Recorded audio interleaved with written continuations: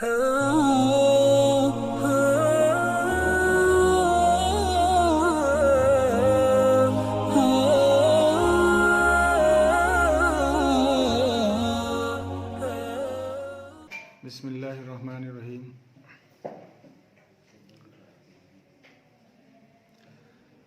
आज की नशिस्त में हम सूबे बिहार के एक बहुत मुमताज़ आलिम, फ़क़ीह और क़ाज़ी और एक अज़ीमुश्शान मुदर्रिस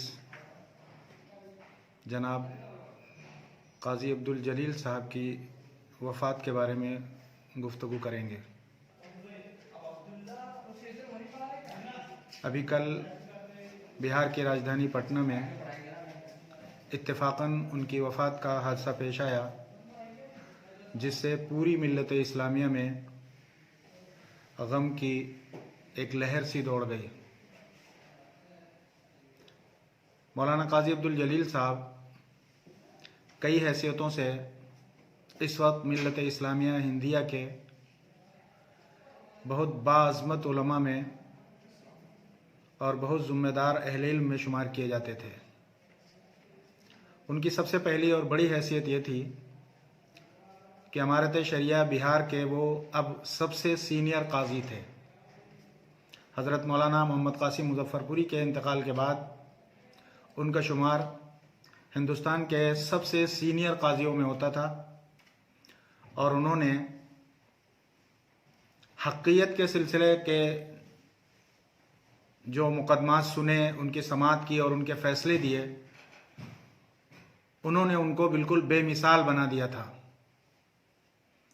उसके अलावा उनकी दूसरी हैसियत है कि वो अल-महदुल आली लिल क़ज़ा वल इफ्ता, जो इमारत शरिया का एक बुनियादी शोबा है और जहाँ काजियों को ट्रेनिंग दी जाती है, और मुल्क भर के हिंदुस्तान के दारुल क़ज़ाओं में जहाँ जहाँ काजी हज़रात काम करते हैं, तकरीबन वो तमाम के तमाम लोग वहाँ से तरबियत हासिल करके क़ज़ा का फ़रीज़ा अंजाम दे रहे हैं। तो उसके वो बहुत बुनियादी उस्ताद थे।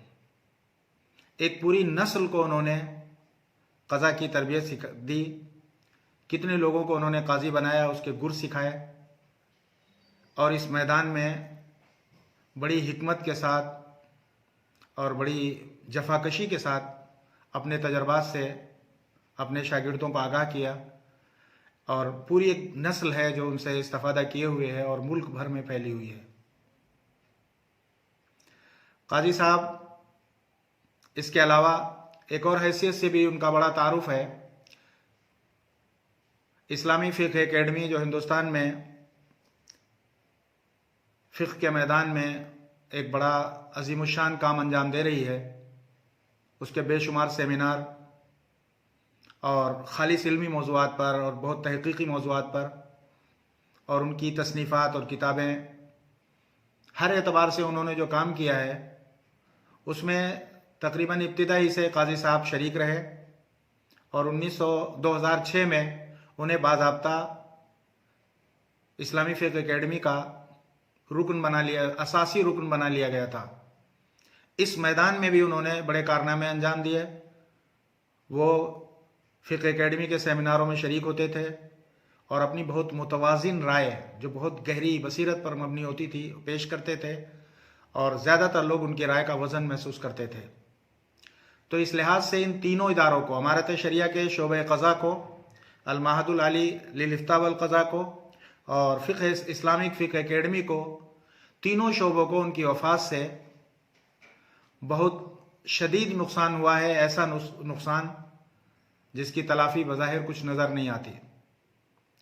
मौलाना अब्दुल जलील साहब जब काजी थे तो इब्तिदा में उन्होंने चंपारण के एक शहर बेतिया से क़ज़ा का काम शुरू किया था। वहाँ वो पढ़ाते भी रहे हैं और फ़िक़्ह की जो उनकी सलाहियत थी, कहा जाता है कि उन्होंने एक मुद्दत तक फ़िक़्ह इस्लामी को मौजू बनाकर बाकायदा तदरीस का काम अंजाम दिया था और वहाँ फिर वो काजी रहे और फिर वो पटना आए थे। तो उसके बाद जब वो बड़े पैमाने पर क़ज़ा का काम कर रहे थे, हमारी तारीख़ी बस्ती क़रियतुस सालिहीन फुलत में दारुल क़ज़ा के क़याम के सिलसिले में कोशिशें की गईं तो यहाँ इब्तिदा में एक 3 रोज़ा तरबियत क़ज़ा का कैंप मुनक़िद किया गया। इसी तरबियत क़ज़ा के कैंप के सिलसिले में हमारी इस बस्ती में मुख्तलिफ़ अहले इल्म, बड़े बड़े अहले इल्म तशरीफ़ लाए, जिनमें हज़रत मौलाना खालिद सैफुल्लाह रहमानी, मौलाना मुफ्ती अतीक़ अहमद बस्तवी, मौलाना उबैदुल्लाह असदी जैसे असातीन और इस मैदान के अहले इल्म शामिल थे। उनमें 11 नवंबर 2008 को काजी अब्दुल जलील साहब भी तशरीफ़ लाए थे और यहाँ उन्होंने एक अज़ीमुशान इजलास को ख़िताब फरमाया था और इस मुल्क में दारुल क़ज़ा की और क़ज़ा की अहमियत, उसकी नज़ाकतें, उसकी ज़रूरत, उसके फ़वाइद, उसकी पूरी तारीख़ पर बहुत शानदार रोशनी डाली थी। हम लोगों को वो मंज़र अब तक याद है कि उनका एक एक लफ्ज़ जिस एतमाद से उनकी ज़बान से अदा होता था और जिस सलीक़े के साथ वो अपनी बात रखते थे, वो बहुत अपने आप में एक मिसाल है। काजी साहब का लहजा, उनका उसलूब हम लोगों को समझ में आया कि वो किस तरह अपना काम किया करते थे। तो इस लिहाज से काजी साहब के हादसे का हम लोगों को भी बड़ा एहसास हुआ, हादसे वफ़ात का। हमारे उनके साहिबजादे जो साठी ज़िला चंपारण में रहते हैं, वो हमारे अरमुगान के एक तवील मुद्दत से मेंबर हैं। उस निस्बत से भी काजी साहब से हमारे नुमाइंदों की मुलाकातें होती रहीं। काजी साहब अरमुगान से अपनी मोहब्बतों का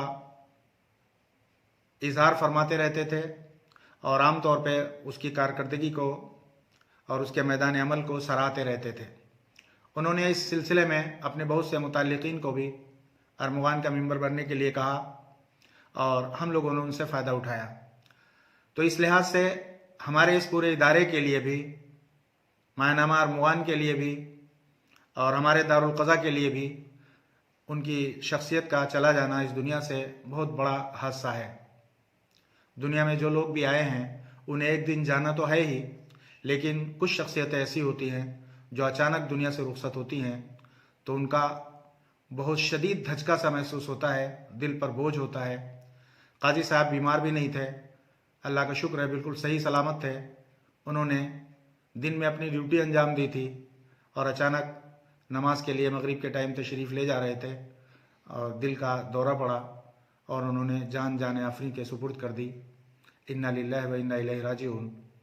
हम लोग अपनी तरफ से अपने तमाम मुताल्लिकीन को, अपने इदारों को, तालीमी इदारों को और अरमुगान के क़ारीन को ख़ास तौर से ये हिदायत करना चाहते हैं या नसीहत करना चाहते हैं या उनसे ये दरख्वास्त करना चाहते हैं कि वो काजी साहब जैसी अज़ीमुशान शख्सियत के लिए इसाले सवाब का एहतमाम करें और उनको खराज अक़ीदत पेश करने की कोशिश करें। वमा अलैना इल्लल बलाग व आखिरु दावाना अनिल हम्दुलिल्लाहि रब्बिल आलमीन।